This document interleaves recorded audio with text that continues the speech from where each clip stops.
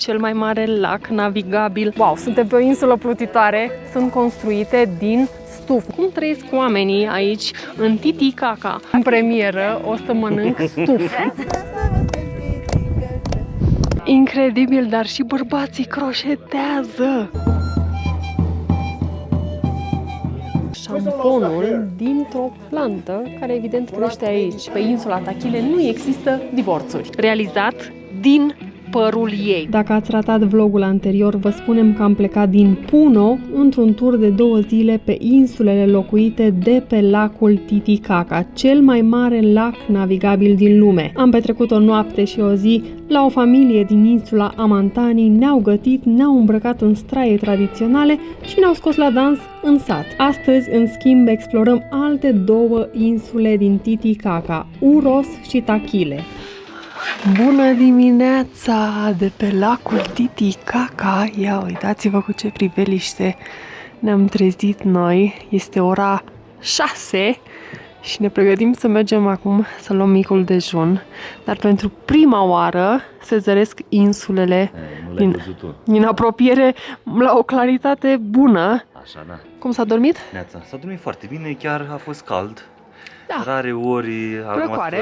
fără plapumă, fără pătură la spate și mi-a fost frig. Dar e plăcut, se aud păsările, uitați-vă și voi cât de senin e. Foarte, foarte faină experiența asta, una dintre preferatele noastre. Și așa ne-a așteptat bunica cu micul dejun pregătit. Avem cafea, clătite, unt și gem. Poftă bună! Neața, Ion! Ce drăguțe sunt gazdele noastre, ne-au dat câte un mic suvenir să ni-l punem la rucsaci. Făcute de bunica. Bunica le-a făcut, bineînțeles, păi ea e artizan. Ce drăguțe sunt! Deci trebuie să plecăm, din păcate. Da, ne pare rău că trebuie să plecăm. Le luăm numărul de telefon și vrem să venim la ei, clar.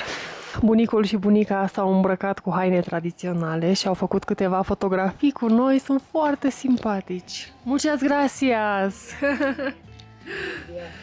Gracias. Otro día regresas. Sí, sí, sí, queremos regresamos. Sí, gracias. Oh, și acum o să mergem pe un alt drum. Vrea bunica să ne arate niște peisaje frumoase de aici, de pe insulă. Bine, noi ne pregătim să plecăm, adică mai avem jumătate de oră și trebuie să fim în port pentru întâlnirea cu grupul. Dar a fost fain că am avut libertatea asta, știi? Am stat cu familia, nu am fost presați de grup, destul de flexibil turul. Dar e atât de puternic soarele că nu pot ține ochii deschiși. Wow! Ce peisaj! Foarte frumos drumul ăsta și diferit față de cel pe care am venit ieri. Ieri am venit efectiv pe ulița satului, nu știu dacă am spus, dar nu există mașini aici, doar acele scutere, motoare, cum le spun ei, pe care le-am văzut aseară și cai. Ce spuneam noi, că e frig, bate vântul, bunica e în sandale și toate femeile pe care le-am întâlnit în dimineața asta erau în sandale. Cred că sunt călite. Vrei? Sigur. Sunt foarte multe grădini, culturi. Fiecare bucățică de pământ este folosită la maxim. Probabil că aici e și cel mai fertil sol.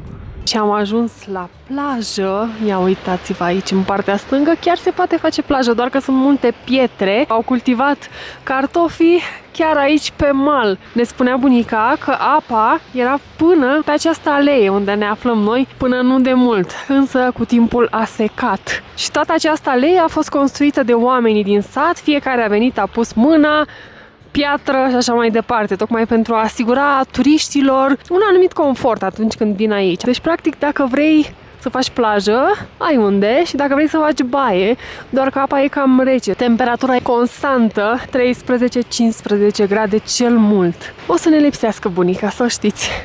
Foarte simpatică și blândă, așa. Morning! Ayer en la tarde a bailar hoy. No, hemos visto pe el partido. Bunica el ceartă pe ghid. De ce n-a venit ieri la petrecere? Și a zis că s-a uitat la meci. De asta n-au venit oameni. Da, probabil că de asta a fost așa de lipsită de viață petrecerea, că de obicei e mai multă lume. De apreciat e că fiecare gazdă a venit în port și și-a condus oaspeții din momentul în care îi preiau de aici și până pleacă, ele stau non-stop cu tine, mai puțin când dormi. Sunt foarte drăguțe, adică dedicare trup și suflet. Muchas gracias. Muchas gracias. Ya, feliz viaje para el enero. Gracias. Regresas para el Sí, enero, sí. para tata, para mamá. Sí. Fiesta ahí. Sí, nos Ajá. vamos a regresar. Ajá. Regresar. ¿Dónde se la- Sí, Él gracias. sabe. Muchas gracias. Asta luego. Gata, ne-am luat la revedere de la bunica. A fost emoționantă despărțirea. Ne-a spus să ne întoarcem, că ne așteaptă la fiesta, la Pacea Mama, Pacea Tata. Foarte simpatică. Mergem acum către o altă insulă. O să ne ia vreo oră cu barca. Apropo, suntem la 40 de kilometri de Puno. Papa Amantani, ce valuri puternice sunt. Ne vedem data viitoare. Apropo, lăsăm numărul familiei afișat pe ecran, numărul de WhatsApp. Dacă ajungeți vreodată aici și vreți să-i vizitați, o puteți face dacă îi sunați înainte. Doamne, dar suntem pe lac sau pe ocean?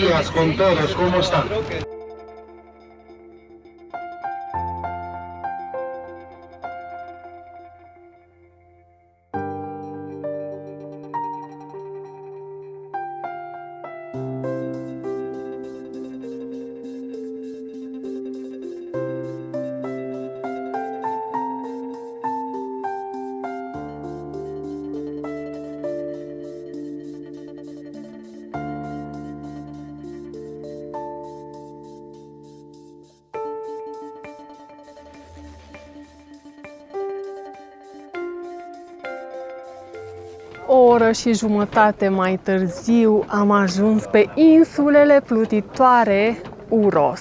Și ne întâmpină localnicii îmbrăcați în haine tradiționale.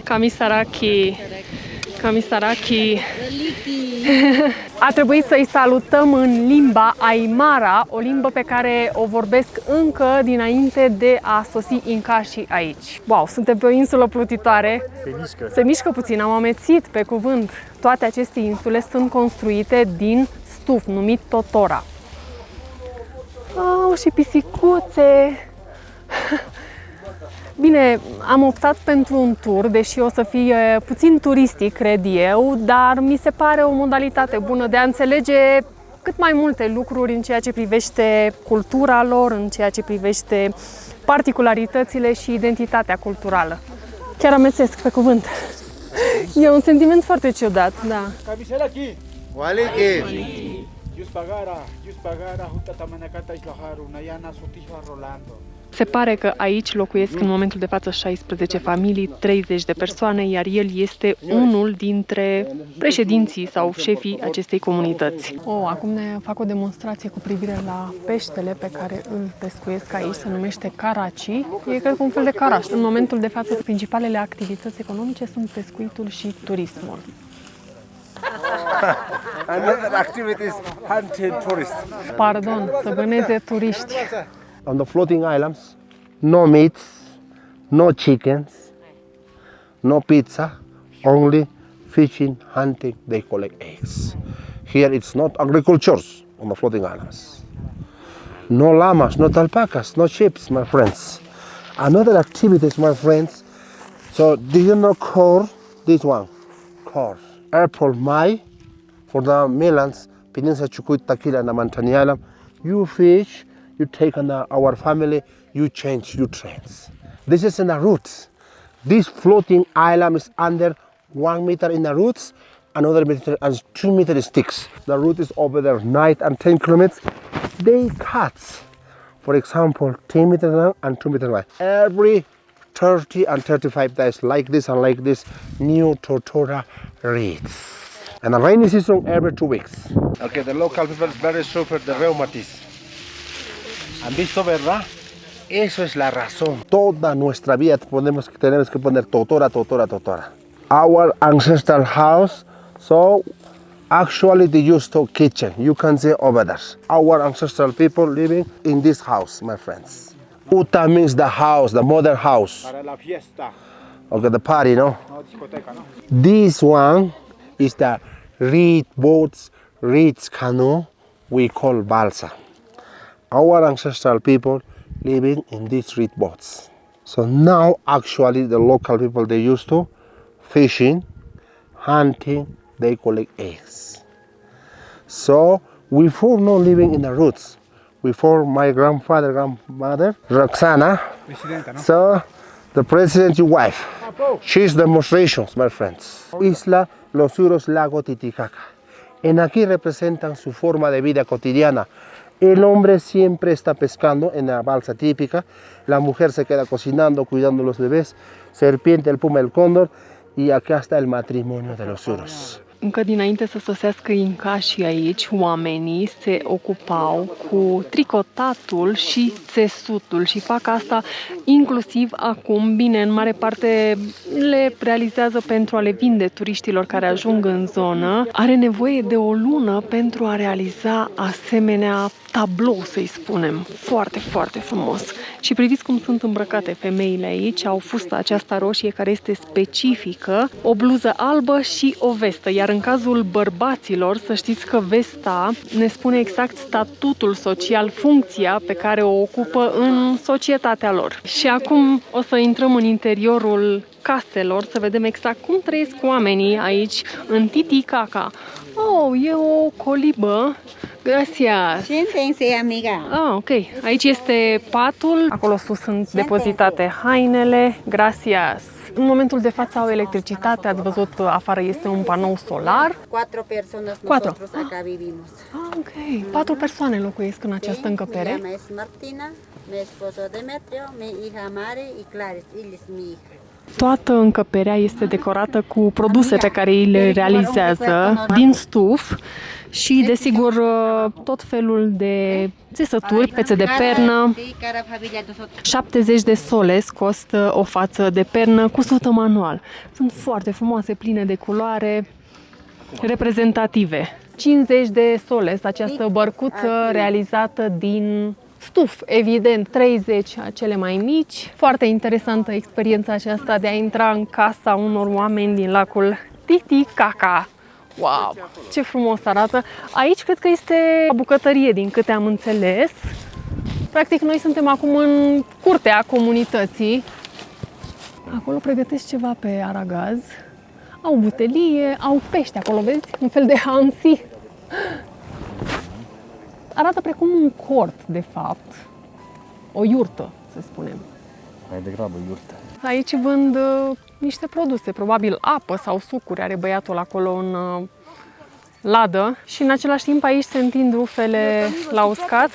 ¿Qué tienes? Chupete. Ah, înghețat are. Gracias. Dar, mai presus de orice, mie mi se par fascinante bărcile astea ale lor. Sunt foarte frumoase, sunt reprezentative, de fapt, pentru lacul Titicaca. Evident că sunt realizate din stuf și au forma unei puma. Wow! Acolo în țară se mai văd niște case, deci, da, fiecare insuliță adăpostește o comunitate. Nu avem voie să ne apropiem foarte mult de mal, pentru că apa este extrem de adâncă. Ne spunea ghidul nostru că are undeva între 4 și 5 metri. E ca o piață curtea acestei comunități în care am ajuns noi. Vedeți că vând de toate produsele acestea realizate manual. Cred că aici sunt produse ceramice, coliere, brățări, nu-mi dau seama exact ce sunt astea, cred că un fel de breloc reprezintă. Da, sunt haioase oricum. Cam așa sunt realizate produsele pe care le vedem noi, sub forma unui goblen.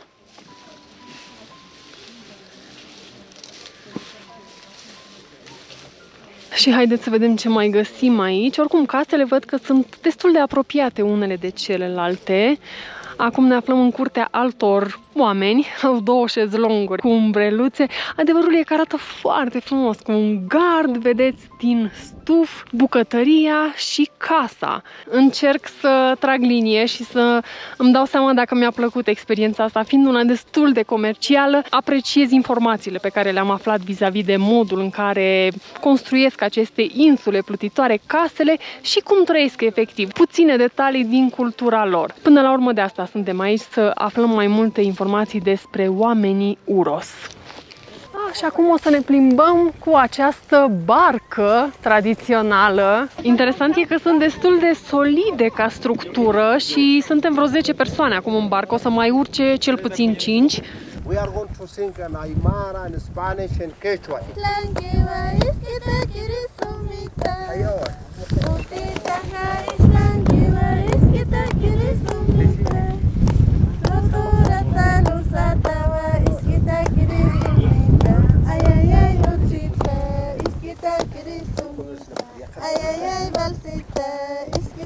risumi.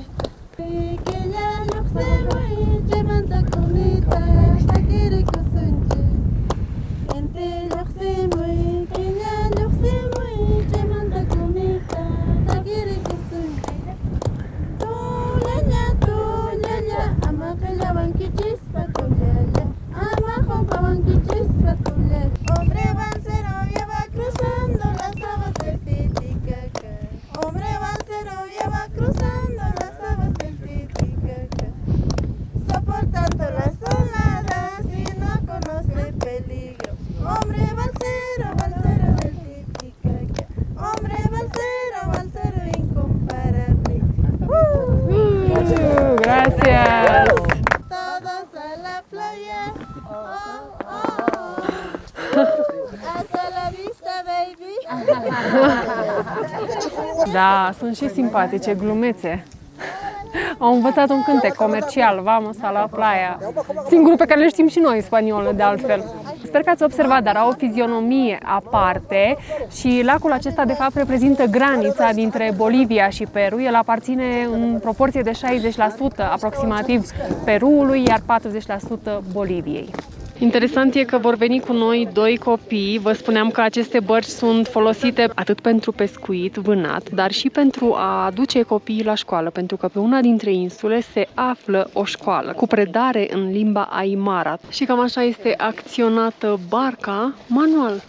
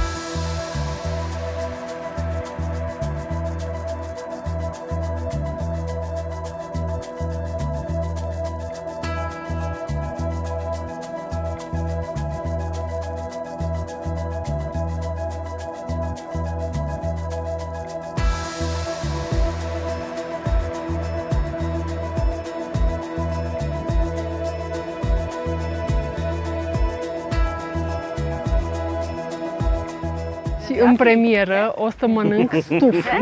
Local total. Miez. Nu e rău, să știi, e foarte apos.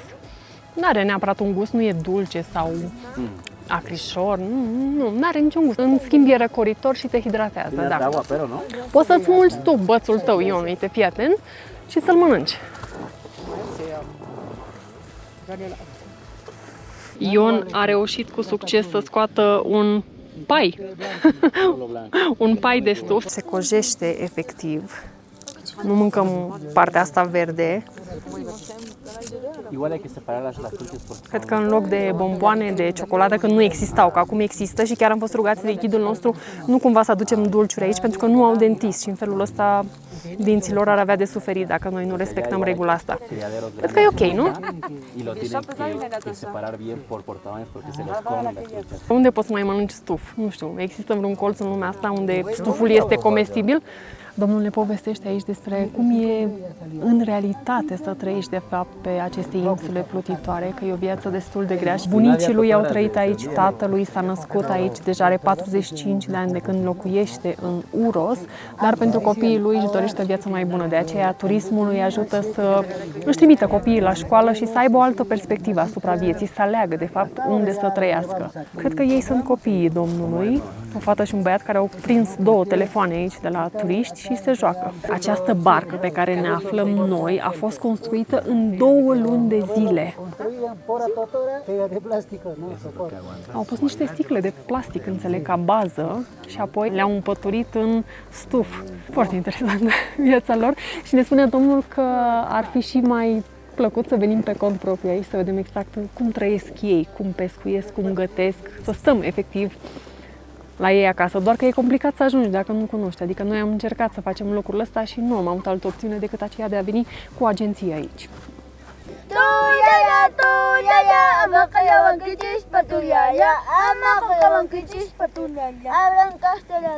Un revoltero lleva cruzando las aguas del Titicaca. Un revoltero lleva cruzando las aguas del Titicaca. Se perden de las saladas y no conocen peligro. Hombre balsero del Titicaca. Hombre balsero incomparable. Pot spune că am sentimente mixte față de toată această experiență care implică copiii.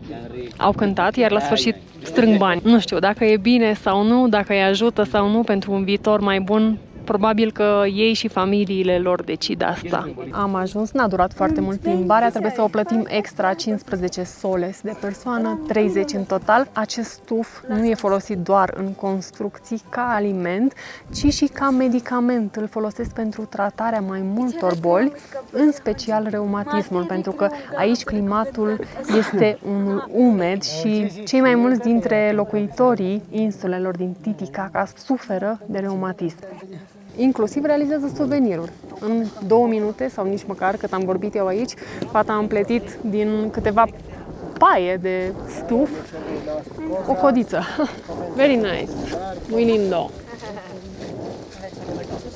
Lăsăm în urmă această comunitate, oricum aici turismul are loc pe bandă rulantă, mie așa mi se pare, că de la o oră la alta tot vin bărci și oamenii reiau mereu aceleași povești. Dar a fost o incursiune cât se poate de interesantă. Până la urmă putem spune că susținem comunitatea locală.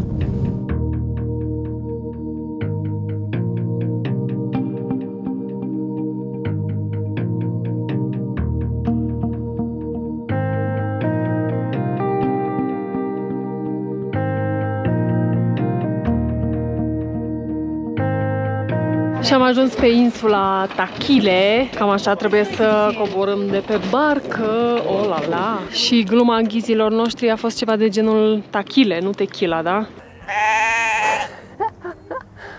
Ne-au urat bun venit pe insula Takhile. Seamănă cu oile din Islanda, grăsune, blănoase și mici. Aici nu ne-a așteptat nicio familie. O să mergem în piața centrală și abia acolo o să întâlnim locuitorii care, apropo, fac parte din patrimoniul UNESCO, pentru că sunt artizani și o să vedeți exact despre ce e vorba în câteva momente. Fabulos drumul ăsta, chiar dacă e puțin greu, pentru că urcăm și panta este destul de abruptă. Priviți încă o dată cât de albastru este lacul ăsta. Sunt aici colo pâlcuri cu apă turcoaz, apă verde aici undeva în față, o multitudine de păsări care zboară și chiar citeam că în apele lacului Titicaca trăiesc aproximativ 530 de specii de pești și de alte animale marine. De acum mai avem doar 4 km de mers drept până în piața centrală, dar e minunat, efectiv e o liniște deplină. Oamenii ăștia trăiesc într-o comuniune perfectă cu natura, cu fenomenele naturale și cu liniștea asta, pacea care domină. Pacea mama. Pacea mama și pacea tata. Și aici vedeți că tot terenul, tot muntele este terasat încă de pe vremea preincașilor pentru agricultură. Ce surpriză plăcută Titicaca! Peru în general. Peru în general, exact. Este mai mult decât am visat și mai mult decât am crezut noi că va fi. Colosal de-a dreptul.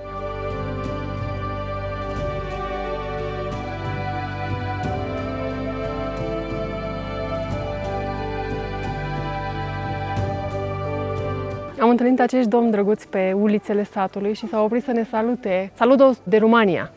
De Romania. Sí, Muchas sí. gracias. De igual manera a ustedes. Gracias. Muchos saludos. Gracias. Muy amable. Gracias. fabuloși oamenii care trăiesc pe insulele din Titicaca. Deci sunt speciali. Am văzut femei care pur și simplu mergeau cu fuiorul în mână. Nu e ceva turistic, face parte din natura lor, din ceea ce sunt ele și domnii aceștia pe care i-am întâlnit acum. Toată lumea e îmbrăcată tradițional, spectacol adevărat. Atât de autentic, sigur, cu influențe comerciale. Să spunem că pentru turiști poate mai fac anumite gesturi sau compromisuri, dar jos pălăria în fața lor.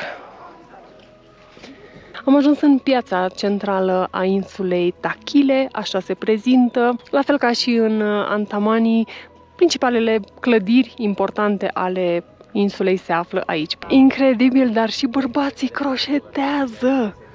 În ce lume am ajuns? Vreau să știu. Cred că ăsta este ultimul loc autentic de pe planetă. Incredibil!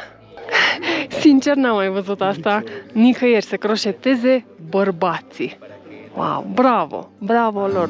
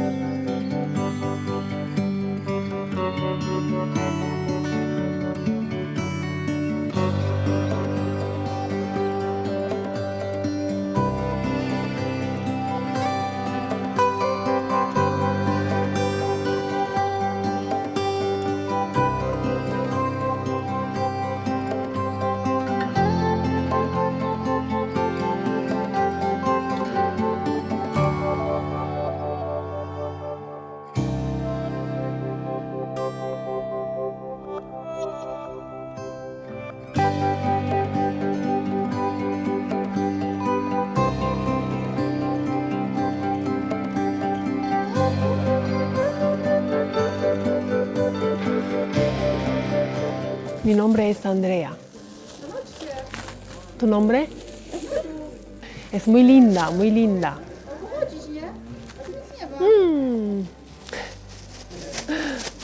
Oh, ce drăguță e. I-a căzut moțul de la căciulă. Eso es de aquí? ¿Sí? Și aici, ¿qué tienes aquí? ¿Papa? Papa. Papa. Muy hermosa. De, sí. Ce gropițe are. Fabuloasă. O păpușă. Da, exact, ca o păpușă.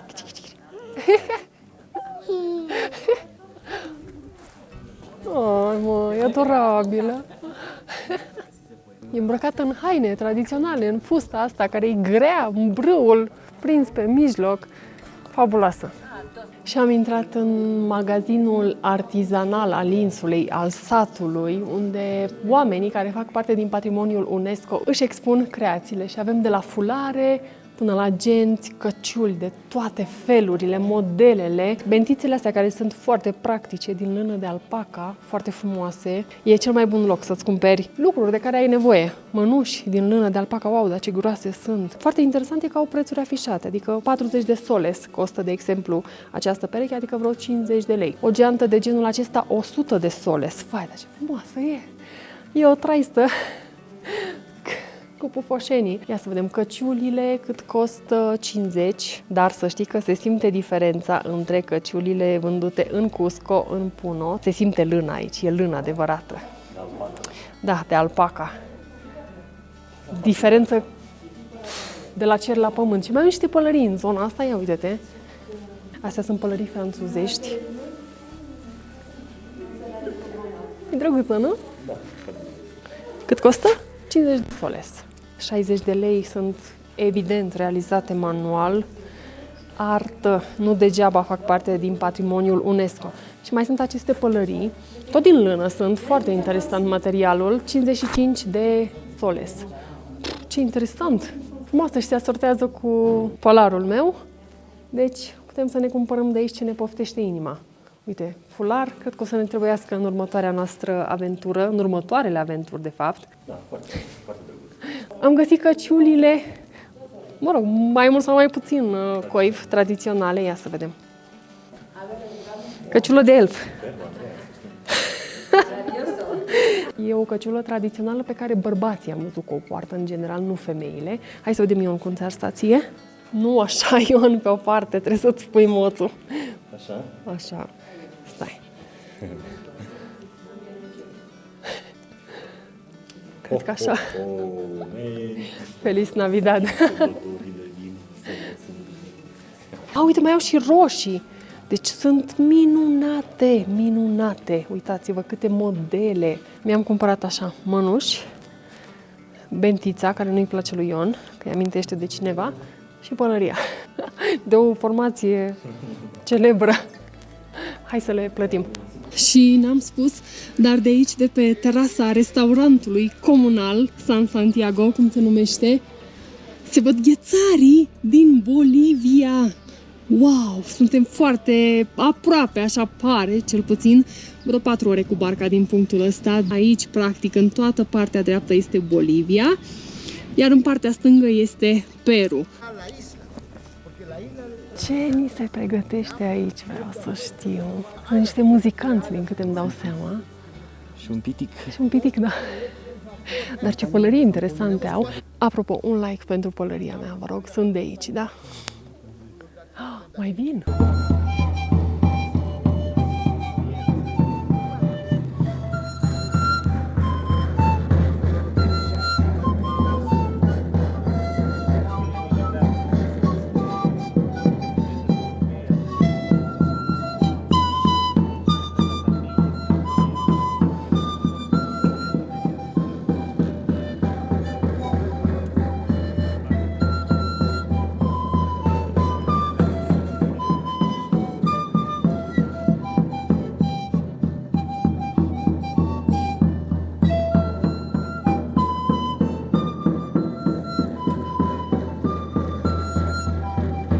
Pare că trebuie să dansăm aici cu oamenii.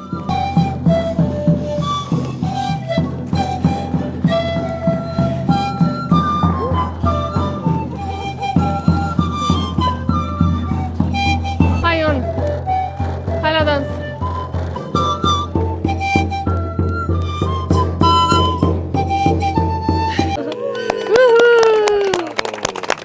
Asta a fost mișcarea de dimineață.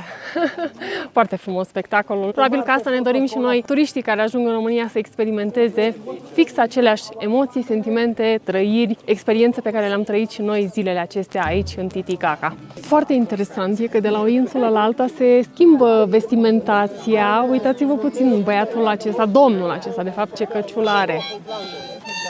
Cântă la o muzicuță aici. Acum vedem cum realizează oamenii de pe această insulă șamponul dintr-o plantă care evident crește aici.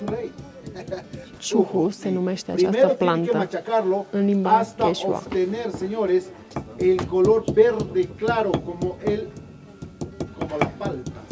Deci cu acest șampon spală lâna de oaie. Exact ce spumă iese. Incredibil. Hai, mira. You want to touch? ¿Quieren probarlo? A ver. Șampon natural, 100%. Textura de șampon. Și miroase, e interesant, miroase a plantă. Foarte tare oamenii ăștia, ce au dezvoltat ei de-a lungul timpului. Deci fiți atenți, în momentul ăsta spală o bucată de lână murdară și în 60 de secunde o să fie curat, așa ne-a promis. Era într-adevăr neagră. Hemos visto que la lana estaba sucia. Sí. Ahora mira. Chicos. Ahí está. Un aplauso para nuestro amigo Benjamín. Gracias, Benjamín. El este șeful casei, așa a fost prezentat. Și acum o să vedem cum sunt realizate hainele tradiționale. De exemplu, un brâu. Orice fată, înainte de a se căsători, trebuie să știe să folosească războiul de țesut. Dacă vă amintiți vlogul din Bhutan, am filmat acolo ceva similar. Modele foarte complexe, așa e și aici.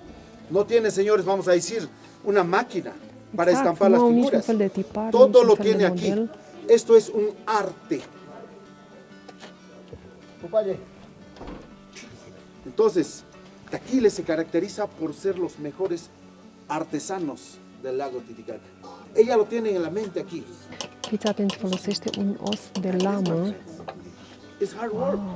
Again, 4 ore pe zi, van a 2 empezar a luni, pasarlo, pentru a realiza un coserlo. brâu. El arte lo tiene en los dedos y en la mente las figuras. Entonces eso lo tiene que plasmar.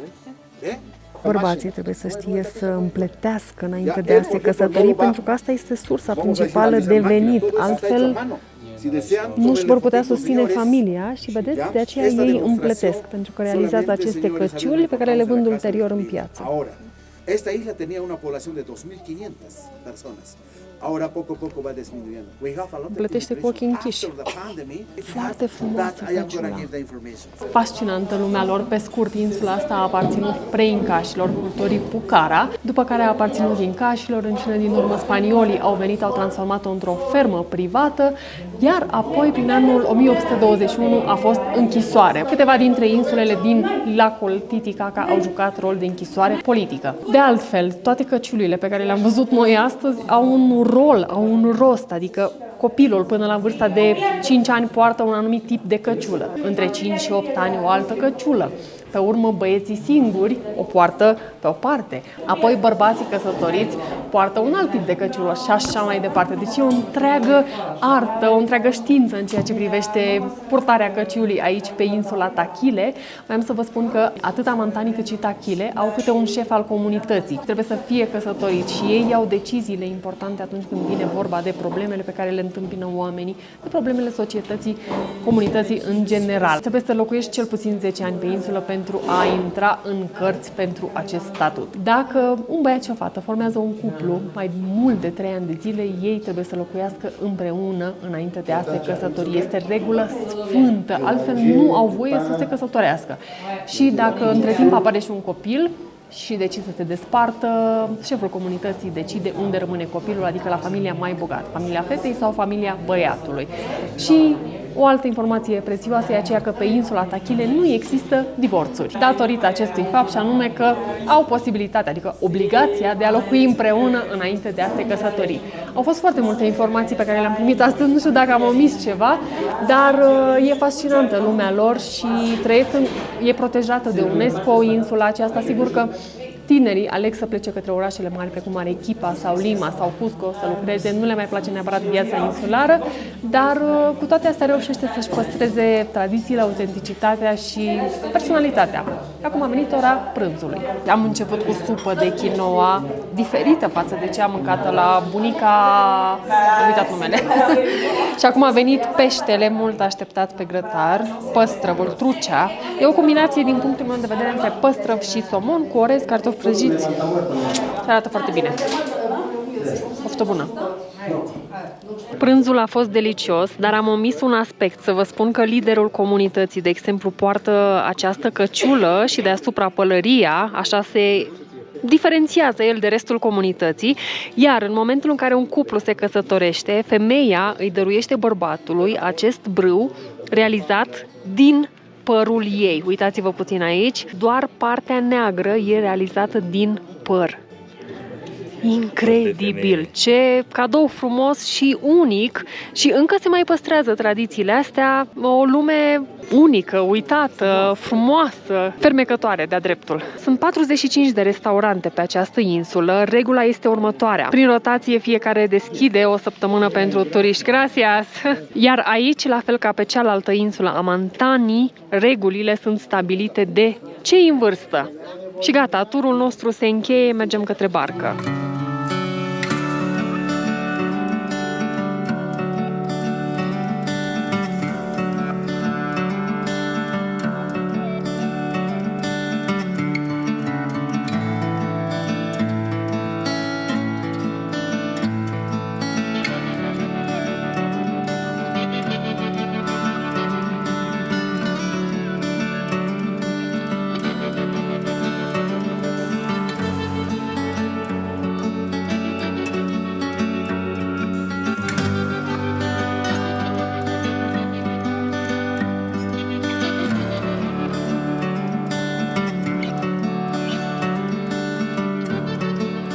Și am încălecat pe oșa și v-am spus povestea, așa ultima din seria Peru, la fel de spectaculoasă precum celelalte. Mie mi-a plăcut cel mai mult, sincer îți spun.